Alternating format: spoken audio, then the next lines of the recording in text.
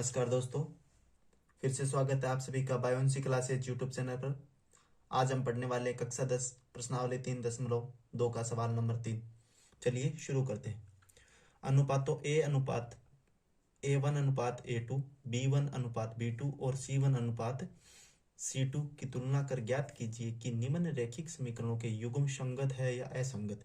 यानी ये जो हमें समीकरणों के युग्म दिए गए हैं, इन युग्मों को हमें ज्ञात करना है कि ये संगत है या असंगत। चलिए शुरू करते हैं।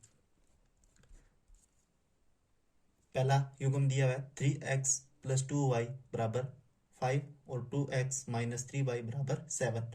तो ये हमें रैखिक समीकरण युग्म दिया हुआ है। तो इसे हम व्यापक समीकरण युग्म हमने इससे पीछे वाले में पढ़ा था कि a1x + b1x + c1 बराबर 0 होता है और a2x + b2x + c2 बराबर 0 होता है। ये होता है रैखिक युग्म, व्यापक रैखिक समीकरण युग्म। ठीक है, तो इसे हम इस तरह लिख लेते हैं। ठीक है, तो ये हमें 3x + 2y दिया हुआ है बराबर 5। तो इस 5 को मैं इस साइड ले आता हूं। ठीक है, तो मैंने इस समीकरण में यहाँ पे जो 5 था वो मैंने इस साइड लिया, यहाँ पे प्लस का 5 था तो ये इस साइड आएगा तो माइनस का 5 हो जाएगा और बराबर में 0 हो जाएगा।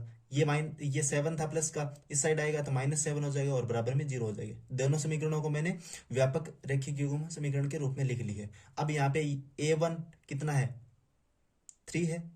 ठीक है, b1 कितना है, 2 है। c1 कितना है, 5 है। a2 कितना है, 2 है। और b2 कितना है, 3 है, सॉरी -3 है। और c2 कितना है, -7। ठीक है, तो मैं यहाँ पे लिख देता हूँ a1 a2 और b1 b2 c1 c2। तो मैंने यहाँ पे a1 a2 b1 b2 c1 c2 इनका मान लिख दिया। a1 का 3 है, a2 का 2 है, b1 का 2 है, b2 का -3 है, c1 का -5 है और c2 का -7 है। ये मान लिख दिया। अब इनकी हम ये जो हमें अनुपातों का जो तुलना करनी है, ये इस समीकरण के द्वारा हमें, चलिए तुलना करते हैं। मैंने यहाँ पे मान लिख दिए इनके। a1 a2 कितना है, 3/2 है। ठीक है, और b1 b2 कितना है, माइनस का 2/3 है। और c1 c2 कितना है, -5/3। ये माइनस से माइनस कैंसिल हो जाएगा तो मेरे पास c1 c2 कितना बचेगा, c1 c2 मेरे पास कितना बचेगा, 5/7। अब तीनों क्या है, a1 a2 का अनुपात है, b1 b2 के अनुपात के बराबर नहीं है, ये अनुपात बराबर नहीं है।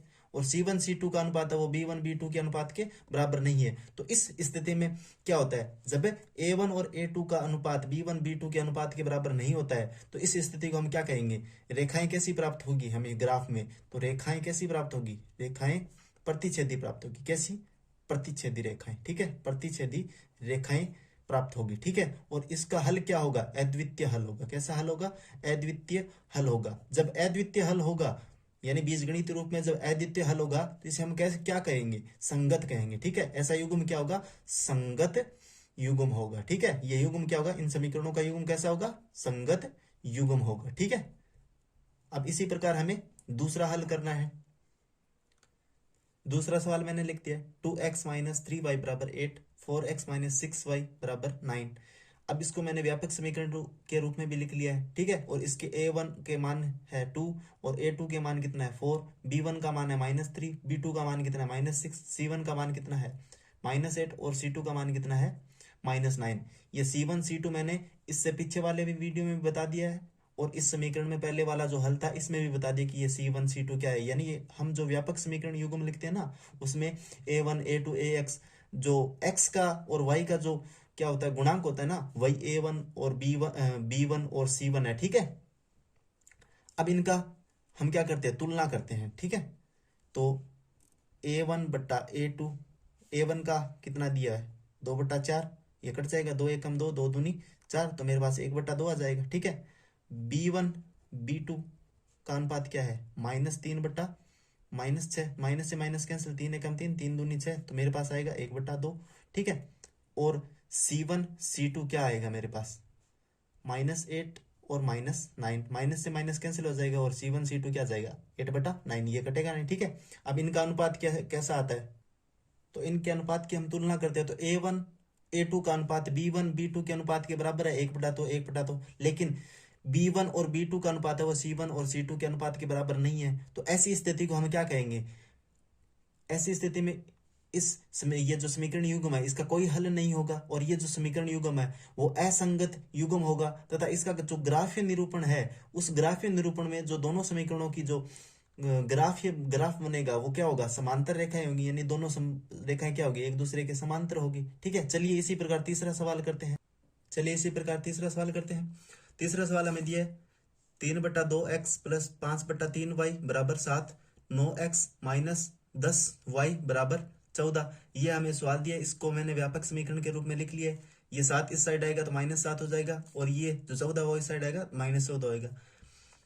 A1 का मान 3/2 दिया है, A2 का मान 9 दिया है, B1 का मान 5/3 दिया है, B2 का मान -10 दिया है, C1 का मान -7 है और C2 का मान -7 है। ठीक है, अब इनकी हम तुलना करते हैं। चलिए मैंने इनके यहाँ पे मान लिख दिए हैं। ठीक है, A1 का मान कितना है 3/2, A2 का मान कितना है, इन दोनों का बट्टा यहाँ पे है। ठीक है, A1 का मान कितना है 3/2 और ये बट्टा है जो यहाँ पे है। ठीक है, यानी भाग का चिन्ह ये बट्टा में 9। ठीक है, और B1 का मान कितना है 5/3 और ये बट्टा वाला यहाँ पे, और बट्टा में कितना है नीचे -10। ठीक है, और C2 के मान कितने -7 C1 का मान है, और C2 का मान -14। ठीक है, अब यहाँ पे ये जो बट्टा है इसको मैं भाग के रूप में लिख लिया। ठीक है, अब आपको पता है कि इसका हल क्या होगा कि 3/2 है, ये तो यहीं पे रहेगा, और भाग का चिन्ह जब हम गुणा में बदलते हैं तो ये जो हर है वो अंश के रूप में आ जाता है। यहाँ पे हर कितना है, हर सभी क्या पता है कि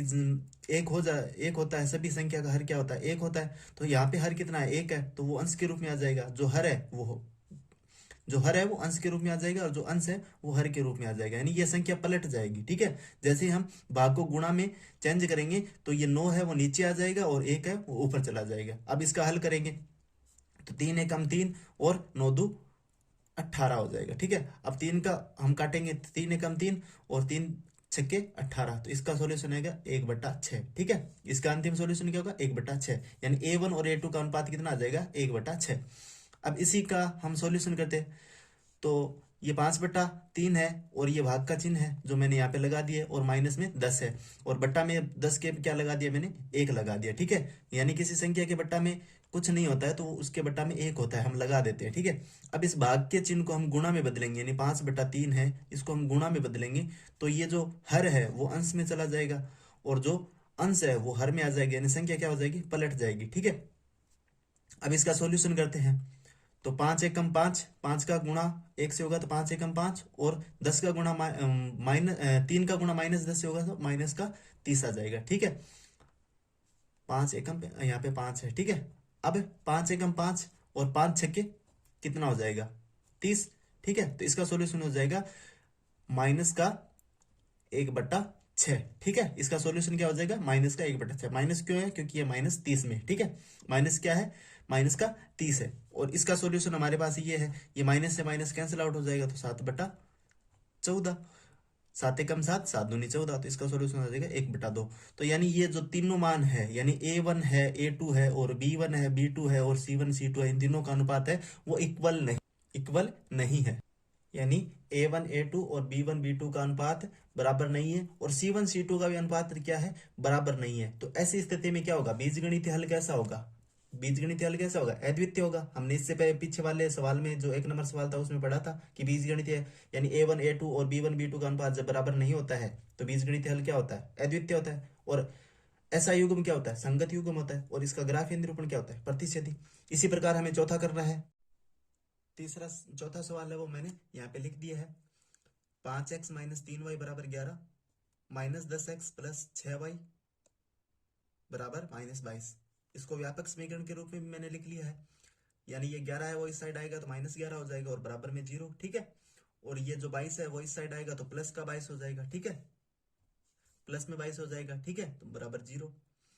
अब A1 का यहाँ पे मान कितना दिया हुआ है, पहले समीकरण में 5, A2 का दूसरे समीकरण में -10, B1 का पहले समीकरण में -3, और B2 का दूसरे समीकरण में 6, C1 का पहले समीकरण में 11 दिया हुआ है। ठीक है, -11 दिया हुआ है। ठीक है, -11 है यहाँ पे। ठीक है, और दूसरे समीकरण में C2 का कितना दिया हुआ है, प्लस का 22। ठीक है, अब इनका हम क्या करते हैं, तुलना करते हैं, इनकी हम क्या करते हैं, तुलना करते हैं। इसका पूरे का जो सॉल्यूशन है वो मैंने कर दिया है, यानी इनकी तुलना है वो हम करेंगे तो A1 और A2 का अनुपात कितना है, 5/-10। -10 माइनस है जो बट्टा में है वो कभी बट्टा में हर में नहीं रहता, ठीक है। तो ये यहाँ पे हो जाएगा पूरा माइनस हो जाएगा, यानी पूरा ये बट्टा वाला जो भिन्न वाला रूप है वो पूरा माइनस हो जाएगा, और 5/10 है वो कट के कितना हो जाएगा, -1/2 हो जाएगा, ठीक है। B1 B2 का अनुपात हमने लिख लिया है कि 3/6 है, और 3/6 कट जाएगा, 3 एकम 3, 3 दूना 6, तो -1/2 आ जाएगा। C1 C2 -11/22 है, तो 11 एकम 11, 11 दूनी 22, कट के क्या हो जाएगा, -1/2। तो तीनों अनुपात क्या आ रहे हैं, बराबर आ रहे हैं। इस स्थिति को हम क्या कहेंगे, इसके क्या हल प्राप्त होंगे, तो इसके अपरिमित रूप से अनेक हल प्राप्त होंगे, और ये क्या होगा, एक संगत युग्म होगा, ठीक है। तथा इसका जो ग्राफीय निरूपण है वो क्या होगा, संपाती होगा। इसका जो अंतिम सवाल है वो आपको होमवर्क के रूप में है, ठीक है। इसका आंसर मुझे कमेंट बॉक्स में जरूर बताएं, ठीक है। तो वीडियो को पूरा देखने के लिए थैंक यू सो मच। अगर वीडियो अच्छा लगे तो एक लाइक कीजिए और चैनल को सब्सक्राइब कीजिए, ठीक है। ये जो ग्राफीय निरूपण है, इससे पीछे वाले जो वीडियो था, इसका जो भाग नंबर 4 था, उसमें मैंने बहुत अच्छे तरीके से समझा दिया है, और उसकी मैंने एक सारणी है वो भी बना दी है। अगर आप देखना चाहो तो आई बटन पे आप विजिट करके या फिर हमारी प्ले लिस्ट से विजिट करके आप देख सकते हो। Thank you so much.